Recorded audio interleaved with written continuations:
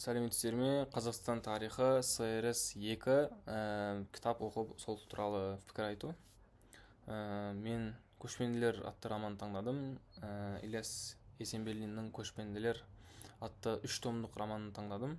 Ол кітап таңдауымның басты себебі, ол кітапта тек тарихты былай айтып қоя салмай, тарихтың маңызын, тарихты сезініп оқуды бізге бере алады ол кітап.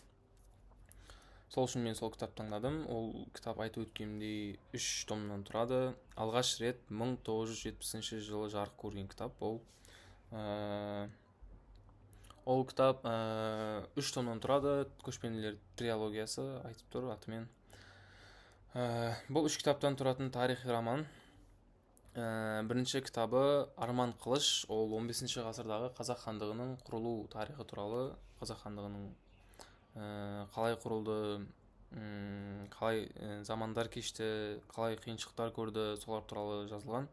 Екінші кітап Жанталас. Ол 15-16, 17 ғасырлардағы ішкі тартыстар мен сыртқы жаулармен күрес. Ол кездерде білетініміздей ішкі жаулар көп болған, сырттан да көп соғыстар болған, іштен көп адамдар наразы болып шыққандар көп болған, билікке қарсы шыққандар көп болған. Солай.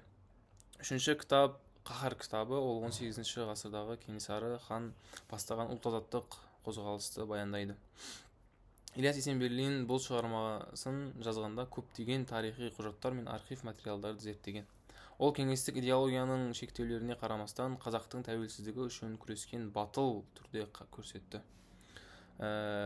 Тарихта білетініміздей ата-бабаларымыз осы Қазақстанның тәуелсіздігі үшін қатты қиыншылықтарды бастан кешірген. Қазақстан қазіргі Қазақстан болу үшін 6 ғасырлық үлкен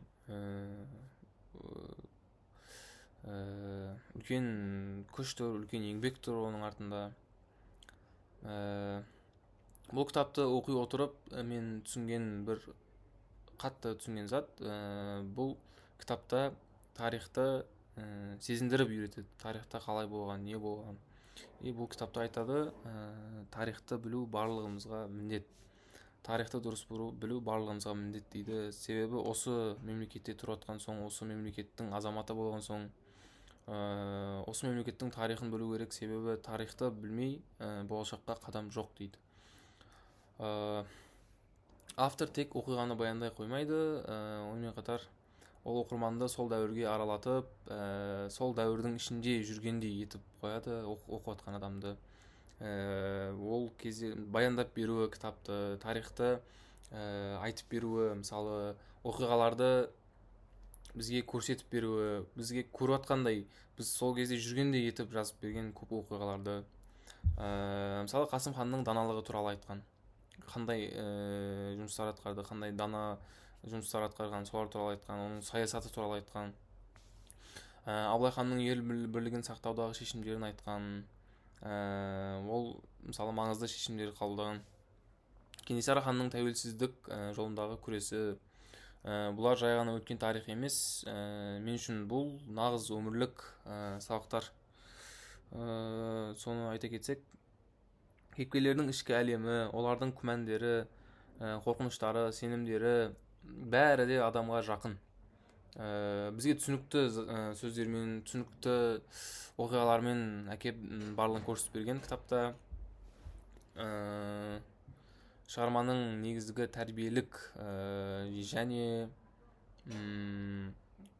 сана жағынан бізге беретін мәні өте ерекше. Ол жас ұрпаққа елін, жерін, отанын, туылып өскен жерін, осы Қазақстанымызды сүюге, барлық елімізді, жерімізді құрметтеп, сүйіп, оған сүйіспеншілік танытып, құрметтейтін нағыз патриот болуға.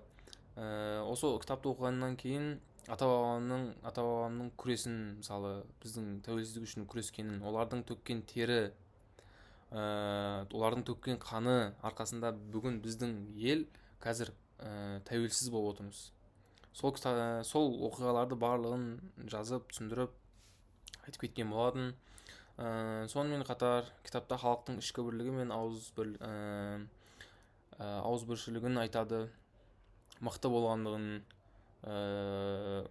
Мысалы, бірлік болмаған жерде тірлік болмайды дейді. Бірлік болмаған жерде жау күшейіп, ел әлсірейді дейді. Мысалы, бірлік болмаса сырттан келген жауды қалай қарсы аламыз? Мысалы, бірлік керек барлық жерде. Ата-бабаларымыздың сөзі бар, бірлік болмаған жерде тірлік болмайды дейді. Сонымен қатар кітап бізге сол бірлікті айтады. Романда автор тарихты бұрмаламай, шындықты көркем тілмен жеткізе берген. Негізінде тарих бұрмаланбай дұрыс жолмен жеткені дұрыс болады.